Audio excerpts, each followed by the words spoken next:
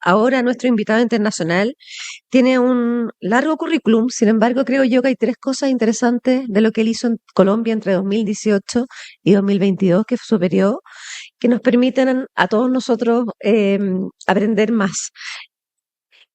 Mm, Lo primero es que al asumir un país que empezó con el COVID y una serie de problemas, el presidente que hoy día nos acompaña logró recuperar niveles de crecimiento y emprendimiento, un tema que nos preocupa muchísimo en Chile. También dio una lucha de frente contra el narcotráfico y la delincuencia, tema que también nos convoca hoy día en Chile. Y finalmente, no finalmente, hay muchas cosas más, pero otra que es muy interesante es que aumentó la producción de energías no convencionales y limpias.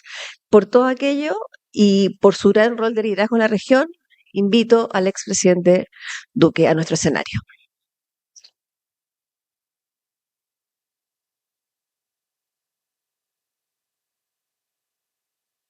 Muy buenos días para todos ustedes. Es un saludo muy especial con el que quiero recibir esta mañana y decirles el profundo honor que representa para mí estar en Santiago de Chile. Pedro, muchísimas gracias por esta invitación. Mari, ministro Larraín, un placer estar nuevamente con usted. Yo quiero esta mañana compartir algunas reflexiones, sobre todo porque aquí el título de esta conferencia, El Enigma del Dólar, está relacionado con una región latinoamericana y caribeña que tiene varias condiciones, y una que quisiera resaltar esta mañana es que hay dos caras de América Latina. Hay una cara de América Latina de países donde el populismo, la demagogia, la improvisación está afectando el desarrollo institucional y está generando profundas tensiones con el sector privado y con los mercados. Y hay otra América Latina donde hay mayor apego a la democracia, a la economía de mercado, a la estabilidad de las normas, que es la que está generando atracción permanente del capital.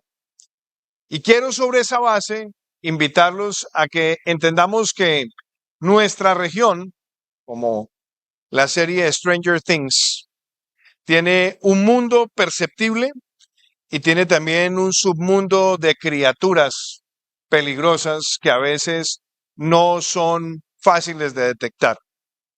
¿Por qué lo digo? Porque tenemos apariencias democráticas en algunos países, pero lo que estamos viendo es que por debajo se está erosionando la democracia. Porque vemos que en algunos lugares se habla de economía de mercado, pero también hay unas criaturas que por debajo quieren generar cambios abruptos en las reglas de juego.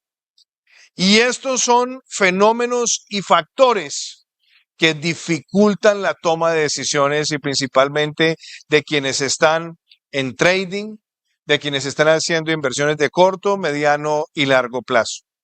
Y sobre esa premisa, yo diría que el reto más grande que tenemos hoy es que, asumiendo que América Latina tiene esos mundos y esos submundos, tenemos un ambiente bica y nos toca aprender a movernos en un ambiente bica de volatilidad, incertidumbre, complejidad y ambigüedad. Y ese enigma no va a cambiar. Esa situación no va a cambiar. Puede tender a empeorar. Podemos tener más volatilidad, más incertidumbre, más complejidad y más ambigüedad en el mundo en el que estamos. Y si asumimos que esto va a desaparecer, nos estamos equivocando. Y lo digo porque solamente en el ambiente de volatilidad hemos podido ver que en los últimos 50 meses hemos pasado desde la aparición del COVID, que cambió por completo la forma en la que analizamos nuestras economías y su capacidad de respuesta, hasta pasar por la crisis logística del suministro de contenedores, de ver el impacto de la guerra de Ucrania en el suministro de materias primas y en el acceso a bienes de producción, hasta ver, por ejemplo, fenómenos de volatilidad originados principalmente por los conflictos también en el Medio Oriente, y no podemos dejar de observar también fenómenos que están ocurriendo en nuestro hemisferio y fenómenos asociados con la volatilidad en tasas de interés, volatilidad en los mercados de divisas, volatilidad con respecto a la estabilidad de ciertas normas y de ciertos gobiernos. Volatilidad porque hemos tenido en la región países como el Ecuador, donde el presidente Lazo tuvo que interrumpir su periodo, casos como el de Pedro Castillo en Perú, fenómenos como lo que hemos visto recientemente en la democracia argentina, que por una elección se comportan los mercados en 24 y en 48 horas de manera impredecible. Puede que sea favorable hoy y si se mantiene puede que se mantenga favorable, pero esos son fenómenos de volatilidad a los que tenemos que acostumbrarnos y los que hoy no conocemos. Fenómenos de incertidumbre. Y este es un meme muy famoso que circuló en las redes, donde la pregunta es, ¿esa vajilla está rota o no? Depende. Depende. Si la abrimos, puede que esté rota. Y si la dejamos cerrada, puede que no. Pero ese es el fenómeno de incertidumbre en el que hoy estamos navegando. ¿Qué va a pasar con la Fed y las tasas de interés? ¿Y cómo van a incidir esas decisiones de la Fed en lo que ocurra en América Latina? ¿Qué va a pasar si se aprueba una reforma a la salud o una reforma laboral en Colombia donde se quiere estatizar la salud después de tener un sistema prácticamente de circulación libre de inversiones entre el sector público y el sector privado combinadas? O sencillamente, ¿qué puede pasar si se aprueba una reforma pensional donde se quiere, por la vía de la obligación, llevar el 90% de los flujos originados por los trabajadores hasta 4 salarios mínimos, es decir, el 90% de los contribuyentes a que estén en el sistema público y, como lo dijera en el caso particular de Colombia, el presidente de Colpensiones, volver Colpensiones un banco? ¿O qué pasará si en estos fenómenos de incertidumbre se avanza con la idea de la supresión del Banco Central en la Argentina? ¿O qué va a ocurrir con respecto al gobierno de Daniel Noboa en el Ecuador y su respaldo por parte del Fondo Monetario Internacional y su acceso a financiamiento? ¿O qué va a pasar con respecto a México y sus políticas mineroenergéticas? Estamos en fenómenos de incertidumbre de los cuales difícilmente nos vamos a salir. Y si lo llevamos también al escenario internacional, ¿cuánto va a durar la crisis en Ucrania?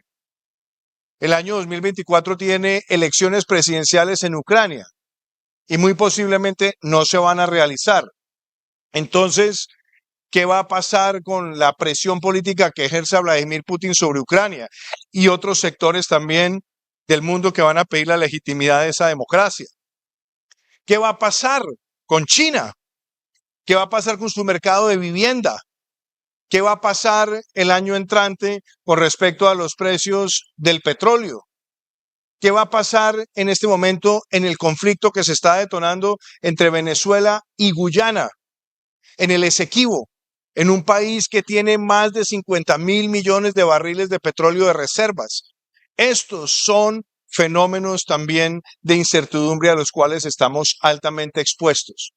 Y la toma de decisiones de los gobiernos y del sector privado tienen que considerar el valor de esto y tienen que considerar los escenarios, pero también en un ambiente de complejidad, donde cosas que parecieran obvias y que podrían requerir decisiones simples, de pronto no lo son porque tienen demasiadas variables. Hoy podemos sencillamente tomar decisiones de reformas sin considerar si esas reformas van a detonar una grave situación de presión social y de conflictividad social. Hoy estamos dispuestos a tomar medidas que parecieran obvias desde el punto de vista contractual o que parecieran tranquilas desde el punto de vista contractual, pero que de pronto pueden generar un ambiente de incertidumbre como el que se está viendo en Panamá. O podemos sencillamente calcular en este ambiente de complejidad si las respuestas que van a tener los gobiernos de América Latina a fenómenos internacionales impredecibles van a ser acordes con la racionalidad de una política exterior. Y si hay una respuesta contraria en la política exterior, ¿eso traerá consecuencias comerciales o de acceso a financiamiento? Son complejidades que en el mundo de hoy tienen que obligarnos a ponderar esto en todos nuestros escenarios de crecimiento, de inversión y de gestión, pero también la ambigüedad. Este es un cuadro famoso de Escher, que se conoce como las escaleras de Escher, donde se sube y se baja al mismo tiempo. Tenemos muchísimos fenómenos de ambigüedad. Ambigüedad en la política mineroenergética. Gobiernos que se autodenominan ambientalistas, pero que terminan siendo los grandes promotores del subsidio de diésel. O gobiernos que se autodenominan grandes promotores de las energías renovables no convencionales, pero eliminan los incentivos fiscales que han detonado la inversión para hacer rentable la expansión de esas energías. Esos son fenómenos VICA que tiene nuestra América Latina. Y la pregunta es, ¿la política está sirviendo en estos escenarios? ¿Qué tanta importancia le estamos dando a la política? ¿Qué tanta relevancia le estamos dando a las decisiones políticas? Y aquí vienen preocupaciones. Tenemos una Latinoamérica donde estamos viendo un resurgir peligroso del autoritarismo, donde estamos viendo retrocesos en las democracias que no veíamos hace mucho tiempo. Venezuela, ya sabemos a lo que estamos expuestos. Pero fíjese, por ejemplo, en Venezuela, y me detengo ahí un segundo. Ahora se habla de elecciones en el año 2024 o 2025. Se dice que va a haber la posibilidad de una transición a la democracia. Pero todo indica que es una trampa nueva del régimen de Nicolás Maduro. María Corina Machado, que fue habilitada por el voto popular en unas elecciones organizadas con las uñas por la resistencia democrática, obtuvo una votación que nadie se imaginaba en medio de tantas adversidades, pero le dice el régimen que no está habilitada, que no se puede presentar. Y en este momento no hay certeza de si ella va a ser candidata. Y muy probablemente lo que va a ocurrir es que Maduro va a llevar esto hasta el extremo para después permitirle que esté habilitada y él anunciar que también será candidato en esa elección, darán apariencias de democracia y él buscará perpetuarse en el poder, cambiando para sus propios intereses la percepción de legitimidad. Nicaragua, donde se está destruyendo por completo toda institución libre. No solamente estamos hablando de expropiaciones, de estatizaciones, sino de la supresión de libertades, el encarcelamiento de opositores, cerrar universidades, medios de comunicación, y esto ocurre mientras tenemos estas conversaciones. O regímenes que tratan de vender democracia, pero que lo que han tratado también de legitimar es que las reelecciones permanentes e indefinidas son un derecho fundamental. Caso Bolivia. Y ahora la gran discusión es sobre si la opinión consultiva emitida por el Sistema Interamericano de Derechos Humanos es aplicable de plano cuando dice las reelecciones indefinidas y permanentes no son un derecho fundamental, y si va a tratar Evo Morales de argumentar contra esa decisión para tratar de volver nuevamente al poder en un escenario VICA de mucha volatilidad y mucha incertidumbre, donde Bolivia se consumió por completo toda la bonanza gasífera y hoy está en una situación de muchísima delicadeza que puede conducir probablemente a una cesación de pagos. Y la pregunta es cuáles van a ser las implicaciones que eso va a tener también en la banca multilateral regional. O vemos fenómenos de cooptación de poderes públicos en países con apariencias democráticas, con tradiciones democráticas, pero que sencillamente pone en juego la credibilidad de los mercados. Y vemos también otras figuras que han llegado al poder en la democracia y que hoy quieren permanecer en el poder, anunciando también candidaturas que no están amparadas por el ordenamiento constitucional. Caso Salvador, grandes resultados en seguridad, en infraestructura, en inversión, pero también el lanzamiento de una candidatura cuando la Constitución no permite la reelección. Y por eso lo he dicho sin ningún aspaviento. Si Nayib Bukele quiere reelegirse, tiene que estar amparado de la legitimidad constitucional. De lo contrario, estará fracturando gravemente lo que ha sido una tradición republicana. Y estos fenómenos también pueden generar la posibilidad de replicarse peligrosamente. Por lo tanto, este es un fenómeno que hay que tener en cuenta en la política latinoamericana. Y yo diría las P's de Moisés Naim, que es importante tenerlas presentes. El populismo. Esta imagen de los bolívares en el suelo, que no cuestan nada, porque su valor ha sido destruido históricamente, nos tiene que llevar a la grave preocupación de que hay sistemas de gobierno que se están acostumbrando a vivir con altos niveles de inflación. ¿Por qué? Porque el populista vende pan para hoy, pero está incubando hambre para mañana. Y no le importa, porque trata de justificar los altos niveles de inflación con altos niveles de gasto público, con apariencia de bienestar a través de la entrega masiva de subsidios. Caso Argentina, donde yo he visto todos los ejemplos posibles de cinismo, pero nunca a un ministro de Hacienda en ejercicio capaz de presentarse como candidato presidencial y decir con una inflación del 140% que él tiene la solución a la inflación. ¿Por qué esto es tan importante? Caso Argentina. Llega un presidente libertario, liberal, que anuncia una terapia de shock.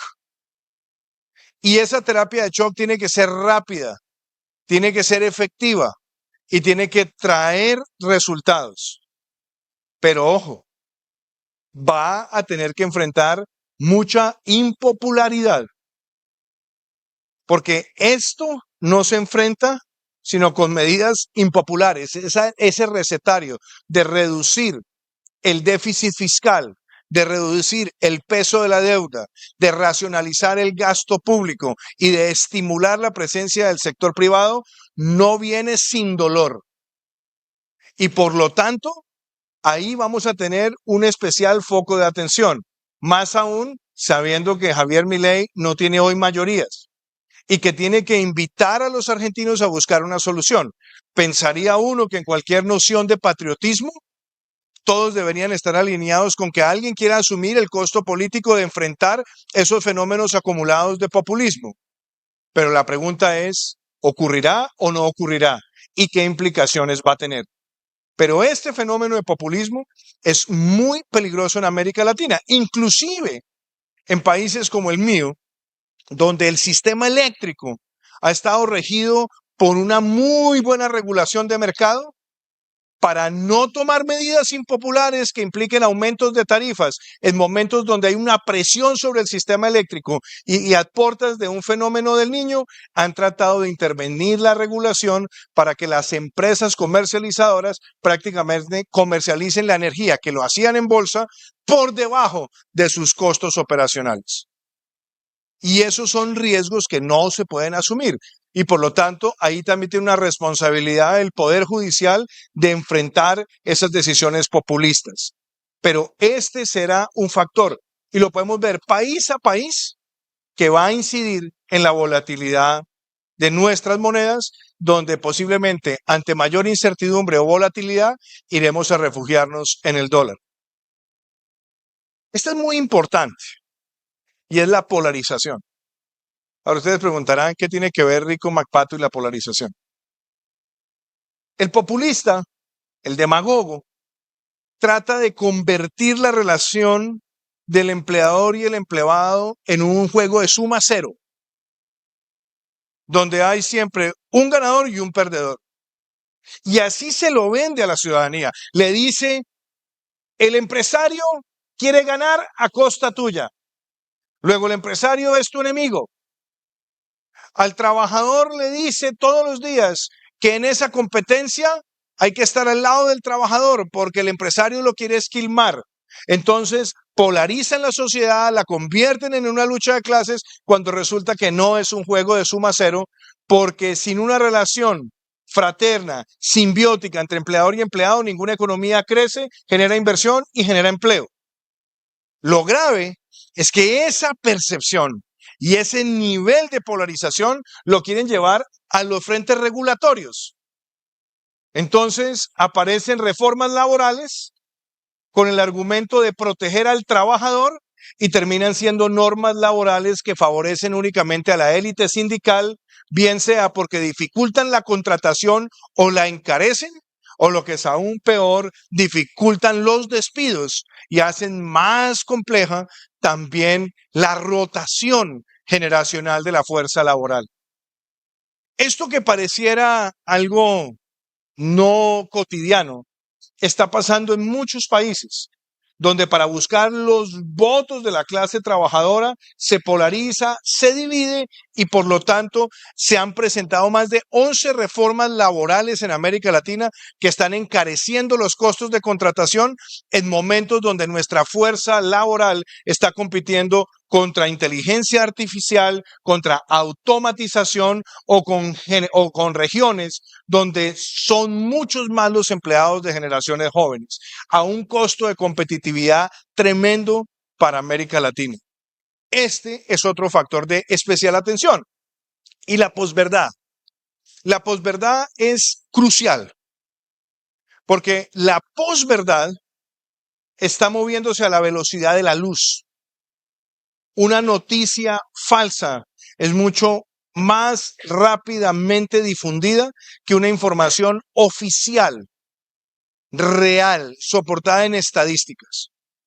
Y los mercados, tristemente, están empezando también a caer en ese dilema. ¿Qué escucho primero?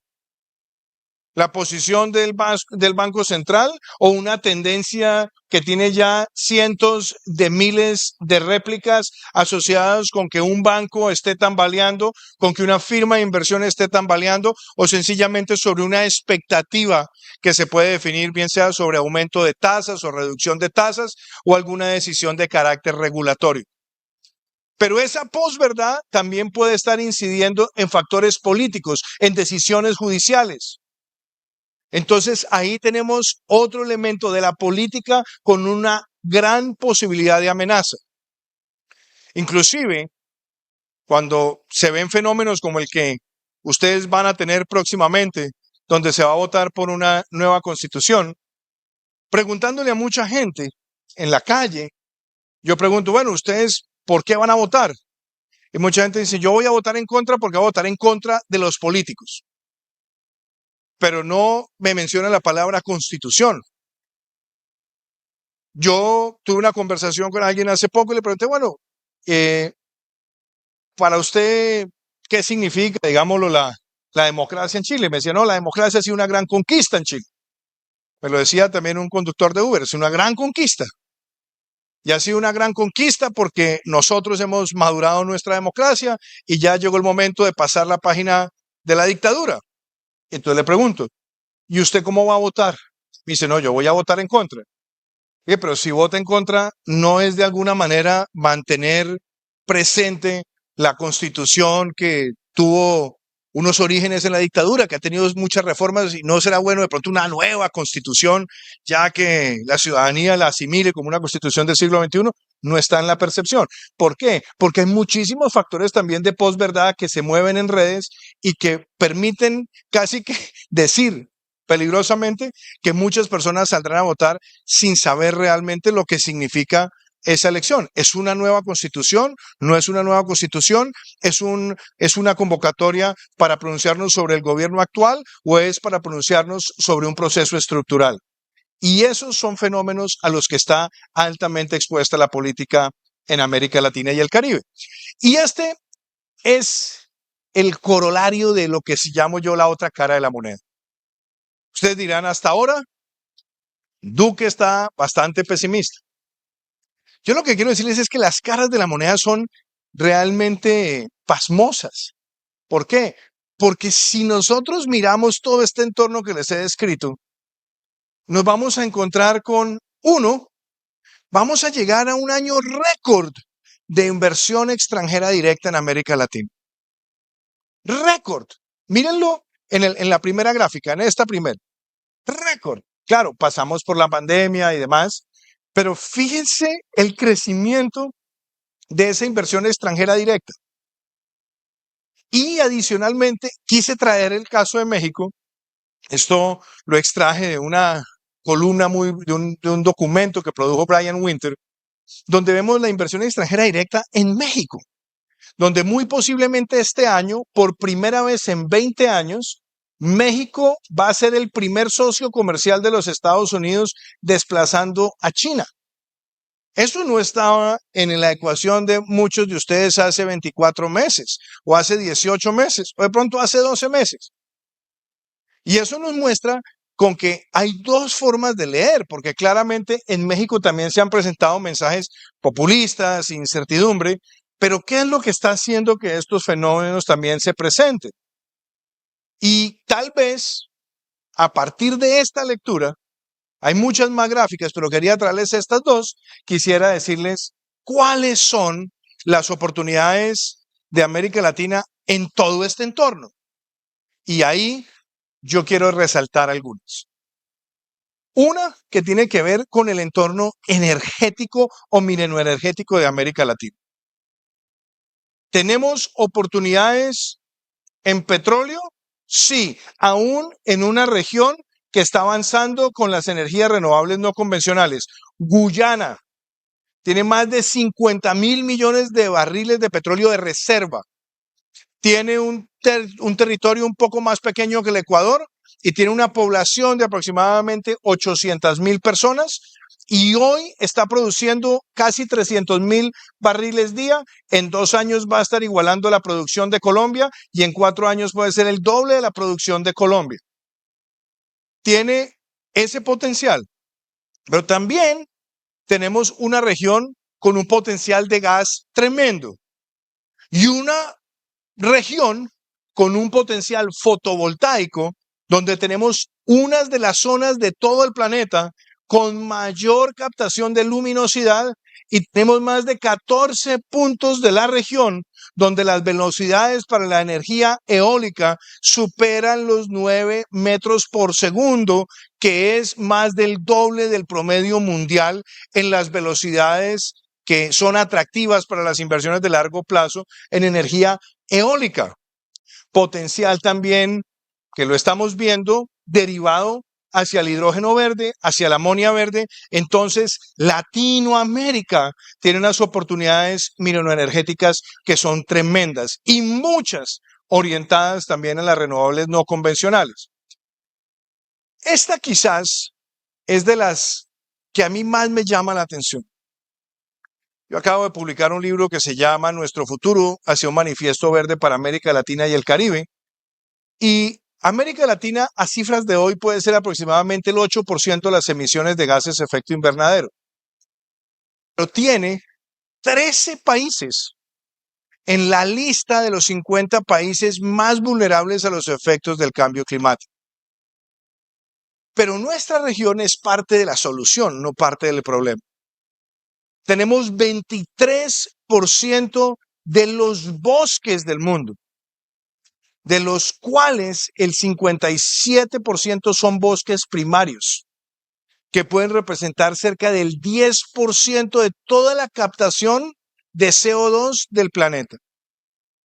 Más del 40% de la biodiversidad.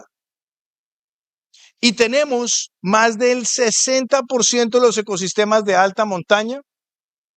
Los segundos arrecifes coralinos más grandes del mundo, como es el caso de Belice, y si le sumamos el resto de los arrecifes, una región poderosamente bendecida para ejercer protección de los océanos, donde sencillamente quiero dejarles esta reflexión. Todas las emisiones de gases de efecto invernadero que está generando la pesca de arrastre en el mundo generan el mismo número de emisiones que toda la industria aeroespacial en un año. Entonces, el potencial natural y de conservación está allí. ¿Y cómo vamos a lograr que este potencial se vuelva posible en términos de monetización para la conservación a través de pagos por servicios ecosistémicos y pago por servicios ambientales? Va a pasar por bonos verdes, por créditos de carbono, por créditos de biodiversidad, por mecanismos de compensación, sustitución o canjes de endeudamiento asociado con metas de cambio climático. Luego, esta es una oportunidad que nuestra región tiene a la mano. Esa biodiversidad, por ejemplo, nadie se ha preocupado en cuantificarla. Yo vengo de un país como Colombia y Colombia es el segundo país más biodiverso por unidad territorial y puede ser el país más biodiverso del mundo. O se compite con Brasil. Luego somos una superpotencia en la biodiversidad. Pasamos del 13% al 30% de áreas protegidas, pero no hemos logrado que esto se cuantifique. Cuando esto se cuantifique y podamos convertir esto como un vehículo de conservación efectiva a través de créditos de biodiversidad, con unidades medidas, esto va a traer la posibilidad de una movilización masiva de recursos y va a estar asociado con las metas de Montreal definidas el año pasado, definidas hace más de 2 décadas, y va a ser uno de los factores de mayor atracción de inversión real, soportada, sustentada y escrutable. Y tenemos, y esto es muy importante, una oportunidad agroindustrial que apenas está llegando a sus puntos de ebullición. ¿Por qué? Porque tenemos más de decenas de millones de hectáreas con suelos negros, es decir, con suelos fértiles para la producción de alimentos en el mundo. Hay países de América Latina que apenas han llegado al 30% de su potencial agrícola. Caso Colombia, 22 millones de hectáreas con vocación agrícola, únicamente 8 millones de hectáreas desarrolladas en este momento. Y estos van a ser factores que nos van a sentar. Yo recuerdo cuando era presidente que las exportaciones agrícolas de Colombia estaban por debajo de muchas de las economías más grandes. Estábamos por debajo de México, por debajo de Perú, por debajo de Chile, por debajo de Argentina.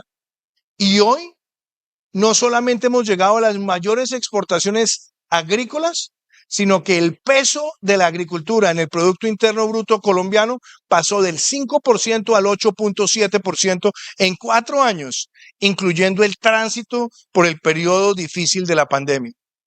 Luego, esta es una oportunidad. Y es una oportunidad para traer inversión, es una oportunidad para traer divisas con unas ventajas, y es que cada vez estamos más integrados a bloques comerciales, por lo menos en un grupo importante de las economías más grandes de la región. Agregaría a esto el nearshoring.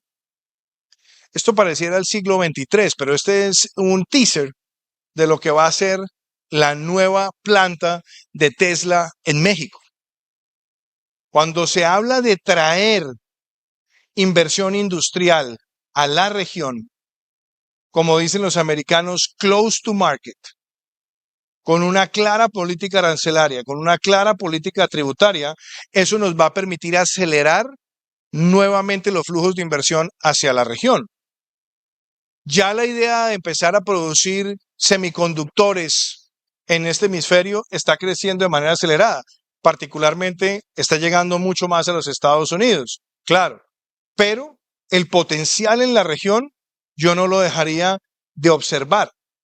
Y fuera de eso, estamos viendo que en términos ambientales, y este es un argumento que nadie pone sobre la mesa, por lo menos no usualmente en este tipo de foros, es que tenemos países donde por punto del PIB tenemos menos emisiones que otros lugares que habían sido considerados históricamente como atractivos a este tipo de inversiones. Es decir, es más verde un dólar llevado a inversión en un país de América Latina, miremos México, comparado con China o con India. Y si lo pensamos también en el contexto de otros países de la región, que tienen una mejor ubicación geopolítica, geoestratégica y geoeconómica, el nearshoring, traer esas inversiones que estaban por parte de Norteamérica desplegadas en el mundo a un contexto más de seguridad hemisférica, será posible. Esa es una oportunidad. Y yo diría, la juventud, que tanto hablamos de la juventud y que tanto hablamos de las preocupaciones con la juventud, seguimos siendo un continente joven, que va a envejecer, sí, pero más del 70% de nuestra región tiene una población que es menor de 45 años.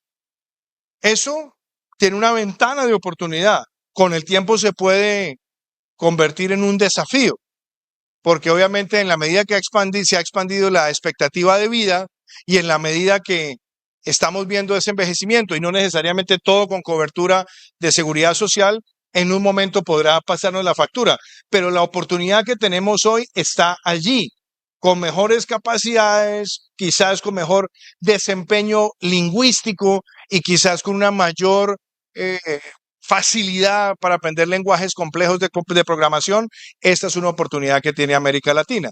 Y ni hablar de la oportunidad tecnológica, porque nunca pensamos en América Latina como un centro tecnológico.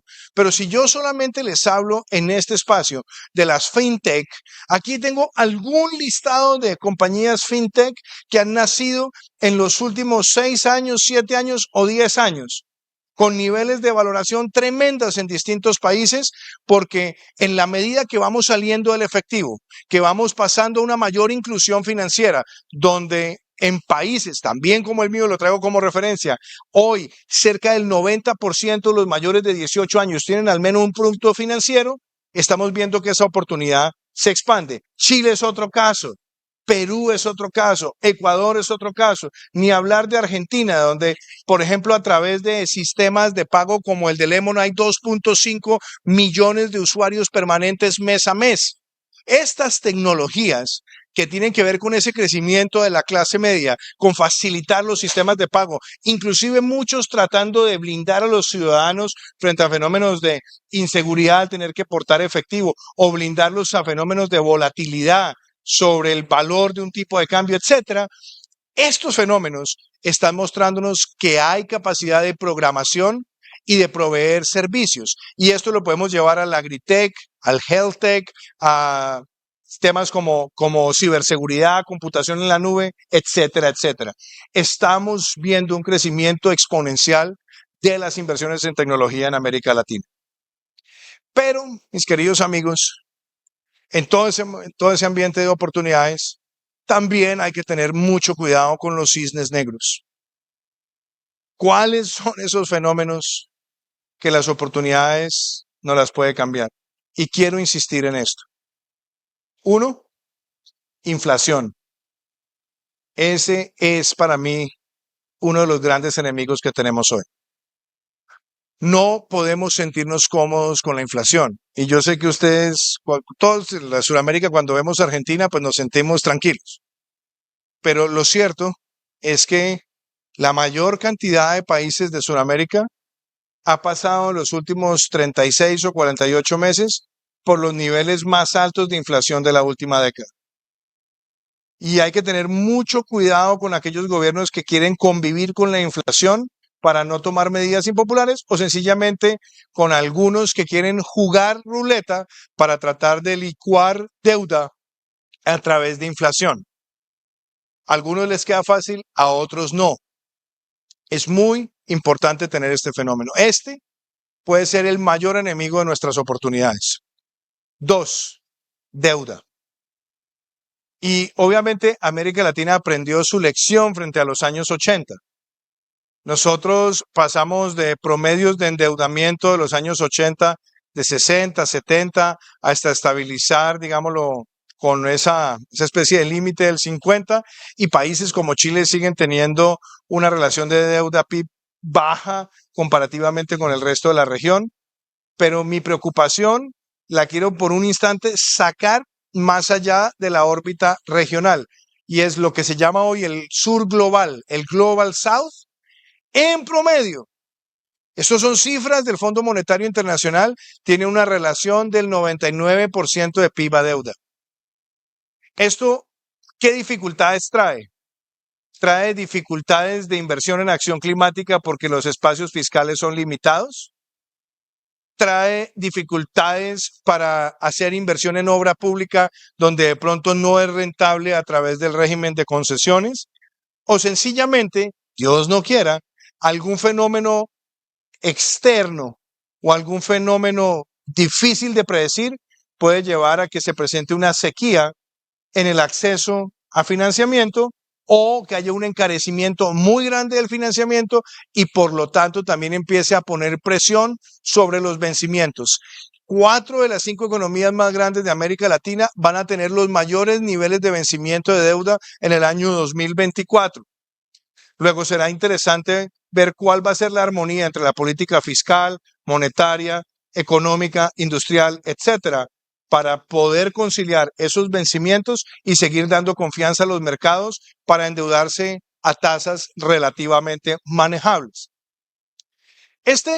Yo no lo quiero dejar por fuera. Estos son términos que son muy peligrosos. Esta es la mal llamada primera línea en Colombia, término importado de Chile, como el término también estallido social y otros términos que van circulando de país en país. Ahora lo tiene Panamá, lo tuvo Ecuador, lo tuvo Perú. Yo no quiero minimizar ni más faltaba las confrontaciones sociales, pero no seamos también ingenuos. En muchos países estos fenómenos han tenido aceleración, difusión, motivación y justificación por razones de carácter político ideológico. A mí me llama la atención como, por ejemplo, en algunos lugares estallaron estos fenómenos porque se iban a adelantar reformas fiscales. Y resulta que 24 meses después están haciendo reformas aún más dolorosas para las clases populares y ya no se presentan esos fenómenos. O como, por ejemplo, tratan de justificar los piquetes, los bloqueos, cuando gobierna un sector y después cuando gobierna el sector que las promovió, a medidas que son mucho más impopulares, sencillamente las controlan. Ojo con esto, porque estamos ante un fenómeno donde se detonan actitudes de ebullición y confrontación social por razones políticas e ideológicas. Y este siempre será un factor a tener en cuenta frente a las oportunidades. Puede ser una mina, puede ser una reforma fiscal, puede ser un aumento de tarifas. Dependiendo del nivel de articulación, van a tratar siempre de utilizar estos fenómenos para erosionar capital político y tratar de poner a la sociedad en contra de las decisiones que por impopulares pueden ser necesarias. Y yo insisto, la democracia. Yo he participado en muchos encuentros como este y le he preguntado a los empresarios, ¿ustedes cuánto tiempo le dedican al año para hablar sobre la democracia con sus empleados?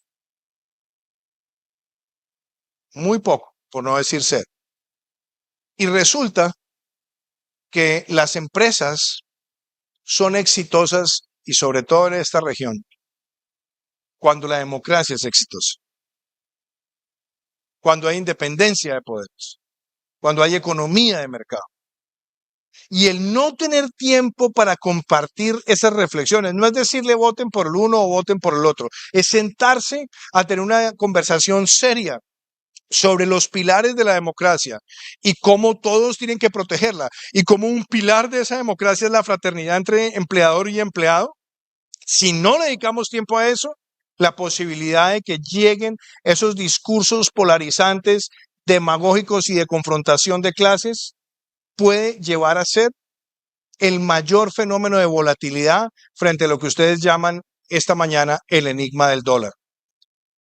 Y claro está, estamos en un mundo donde nos toca manejar otro nivel de complejidad y de ambigüedad. Y es América Latina está en este sándwich, en esa confrontación entre Estados Unidos y China. porque tenemos a nuestros dos principales socios comerciales en una guerra fría, que ojalá pudiera ser una paz fría, pero hoy es una guerra fría, donde hay sanciones comerciales, donde hay campañas en torno a políticas del uno y del otro, donde hay volatilidad con respecto a decisiones regulatorias que inciden en estos dos mercados, llámese telecomunicaciones, infraestructura, cualquiera, llámese también políticas comerciales agrícolas. Entonces, ¿cómo va a hacer América Latina para posicionarse aquí? Y yo personalmente creo que en la discusión entre democracia y no democracia, pues nosotros tenemos una identidad mucho más marcada, natural, insoslayable e incuestionable por la democracia. Pero también tenemos que darnos cuenta que estos son los dos motores de la economía mundial y que estos dos motores tienen además una relación compleja. China es el mayor tenedor de bonos del Tesoro de los Estados Unidos. China, quizás hasta este año, en los últimos 20 años, ha sido el principal socio comercial de los Estados Unidos. Estados Unidos ha sido una de las principales fuentes de inversión extranjera directa de nuestra región. Y China también lo está haciendo en muchos países que están participando en proyectos de infraestructura donde no están llegando empresas norteamericanas. Pero ¿qué va a pasar en esta confrontación? ¿Se va a acentuar? ¿Se va a desescalar? Eso va a incidir en crecimiento y nos va a marcar niveles de volatilidad, incertidumbre, complejidad y ambigüedad, donde nosotros podemos terminar siendo grandes afectados o grandes beneficiarios. Podemos ser grandes beneficiarios de una paz fría, de un ambiente mucho más tranquilo, o podemos ser las principales víctimas de un conflicto que se acentúe. Por eso lo quise poner aquí también como un cisne negro. Y quiero llevarlos a esta reflexión. El debate de América Latina hoy, político, no es un debate, a mi juicio, entre izquierda y derecha. Es entre demagogos y pedagogos. Demagogos, los que quieren pan para hoy, venden pan para hoy y están incubando hambre para mañana. Los que quieren llevar a que se tomen decisiones económicas sancionando a los participantes privados, llevándolos a operar por debajo de sus costos operacionales, es decir, hacia la quiebra para justificar la crisis de eventuales nacionalizaciones. Los que quieren seguir manteniendo subsidios aun cuando sean inviables. Los que quieren seguir conviviendo con la inflación. Los que quieren seguir o los que quieren traer modelos fracasados. Esos son los peligrosos. Los que creen que la justicia social se hace por decreto. O los que son negacionistas frente a los logros que ha alcanzado América Latina. Tuve esa conversación con algunos profesores en la Universidad de Oxford, donde alguien me decía, bueno, pero ¿usted cómo ve a Latinoamérica en los últimos 30 años? Yo dije, mire, si justificamos la lectura histórica de nuestra región a la luz de la democracia, y lo que hemos alcanzado en los últimos 30 años son los mejores 30 años de la historia latinoamericana en términos de expectativa de vida, en términos de reducir mortalidad en los primeros 5 años de vida, en términos de cobertura de educación, de salud, de pensión, de aumento de las exportaciones, de peso de las exportaciones con relación al PIB, con desarrollo de energías renovables no convencionales. Casi que les diría, no encuentro un indicador negativo, abstrayendo el tema ideológico en los últimos 30 años en la región. Luego, eso es muy importante que esté presente, porque la fracasomanía que tratan de vender los demagogos es hacerle creer a la sociedad que las cosas están mal, que están peor, y terminan convirtiendo eso en un fenómeno psíquico de posverdad que le llega a la juventud. Y vemos jóvenes que protestan porque se sienten peor, cuando todos los indicadores sociales muestran esa evolución. Por eso lo peligroso son los demagogos, porque puede haber gobernantes de izquierda en América Latina que muestren compromiso con la democracia y la economía de mercado, aun cuando tengan preconcepciones de izquierda. Por eso no podemos centrar ese debate entre izquierda y derecha. ¿Y por qué los pedagogos son importantes? Y quería traer esta figura de Marco Aurelio. Marco Aurelio es quizás el más importante de los estadistas estoicos en la historia de la humanidad. y se concentró en 4 virtudes cardinales que debe tener todo estoico y particularmente todo estoico que sea hombre de Estado. Coraje, tomar decisiones por impopulares que sean, estar dispuesto a ir en contra del pensamiento convencional, estar dispuesto a salir de la presión de grupo, es decir, estar dispuesto a tomar decisiones con costo político, pero que sean necesarias para la sociedad. 2, templanza, disciplina, autocontrol, moderación y llevar un método claro para alcanzar los objetivos. Justicia, tomar decisiones justas y no convertir la justicia en un factor de presión, de persecución, de intimidación, ni para facilitar caprichos, ni para tratar de ejercer presión indebida sobre nuestros contradictores. Y sabiduría, la sabiduría de buscar soluciones basadas en la evidencia, no en lo que se cree. Ese para mí es la búsqueda más importante que tenemos que garantizar. En un mundo VICA de volatilidad, incertidumbre, complejidad y ambigüedad, en una región de oportunidades pero amenazada por el populismo, la posverdad y la polarización, la verdadera discusión y a donde quiero invitar al sector privado, a los empresarios y a personas como ustedes, es a que esta es la discusión en la que el sector privado tiene que poner su atención. Porque muchos empresarios me dicen, a mí no me gusta meterme en política.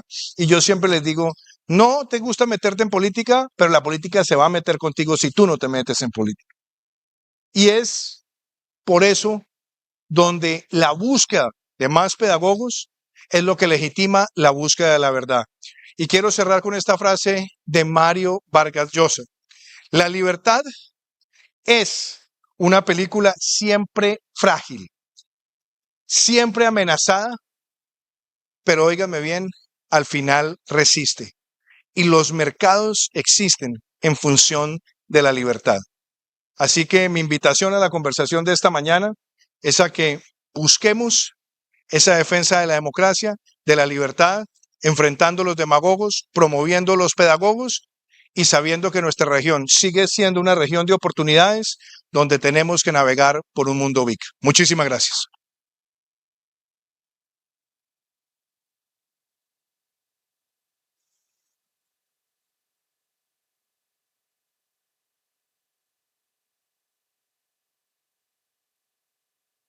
Muchas gracias, excelente presentación. El presidente Duque se va a tener que retirar, va directo al aeropuerto. Si quiero pedirle a Pedro que suba para darle un pequeño recuerdo de esta visita y agradecerle mucho su exposición.